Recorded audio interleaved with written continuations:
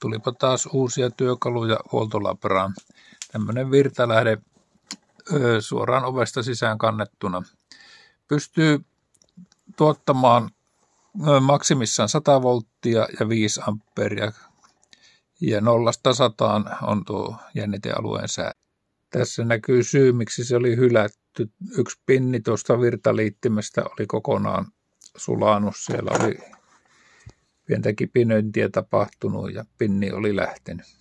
Uusi virtaliitin tuonne paikalleen ja seuraavaksi tästä virta päälle ja näyttää syttyvän virranrajoitus. Voidaan tsekata tuosta 2 amperia ja jännitettä voidaan säätää. Se lähtee käynnistyshetkellä 0.